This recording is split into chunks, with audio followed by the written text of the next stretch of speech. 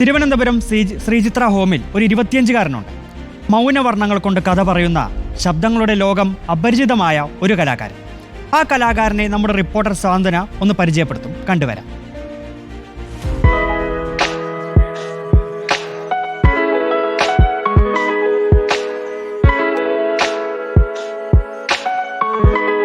ഇത് രാഹുൽ.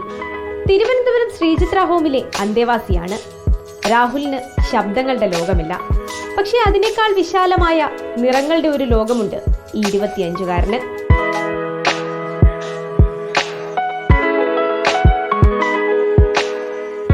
വർഷങ്ങൾക്ക് മുൻപ് തിരുവനന്തപുരം റെയിൽവേ സ്റ്റേഷനിൽ നിന്നും ഒരു 3 വയസ്സുകാരനെ കണ്ടെത്തി.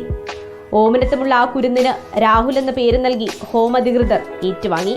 ഹോമിലെത്തിയ ആദ്യ ദിവസങ്ങളിൽ അവനിൽ കണ്ട മൗനം അപരിചിതമായ ഇടത്തോടുള്ള അമ്പരപ്പായിരിക്കുമെന്നാണ് പരിചാരകർ ആദ്യം കരുതിയത്. എന്നാൽ അധികം വൈകാതെ അവന് സംസാരിക്കാനും കേൾക്കാനുമാവില്ലെന്ന് അവർ തിരിച്ചറിഞ്ഞു.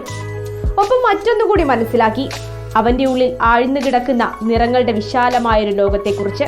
ചെറിയ ചെറിയ ചിത്രങ്ങൾ വരച്ചു തുടങ്ങിയപ്പോഴാണ് അവൻ്റെ ഒരു വരയ്ക്കാനുള്ള ഒരു ഇൻബോൺ ആയിട്ടുള്ള ഒരു ടാലൻ്റ് അവനുണ്ടെന്ന് മനസ്സിലായത്. അന്ന് മുതൽ പ്രോത്സാഹിപ്പിച്ചു, പല മത്സരങ്ങളിലും പങ്കെടുപ്പിച്ചു. ഇവിടെ തന്നെ അവന് വരയ്ക്കാനുള്ള സാധന സാമഗ്രികളെല്ലാം നൽകി. ഇക്കഴിഞ്ഞ കാലം അത്രയും ഹോം അധികൃതരുടെ കൈപിടിച്ച് രാഹുൽ നടത്തിയത് ചായങ്ങളുടെയും ചിത്രങ്ങളുടെയും ലോകം തേടിയുള്ള വലിയ യാത്രയാണ്.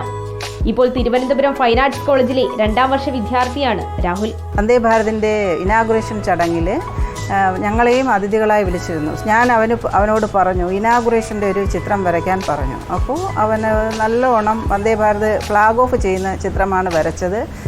പ്രൈം മിനിസ്റ്റർ നിൽക്കുന്നു, ഫ്ലാഗ് ഓഫ് ചെയ്യുന്നു. ഇതേമാതിരി തന്നെയാണ് അന്നത്തെ ചടങ്ങിൽ ഫോട്ടോ പത്രത്തിലെല്ലാം വന്നത്. മോൻ വരച്ച ചിത്രമല്ല, അവരെടുത്ത ചിത്രം. പക്ഷെ രണ്ടും സെയിം ആയിരുന്നു, ഒരു വ്യത്യാസമില്ലായിരുന്നു. അപ്പോൾ പ്രൈം മിനിസ്റ്റർക്ക് വളരെ ഇഷ്ടപ്പെട്ടവനെ ഹഗ് ചെയ്തു.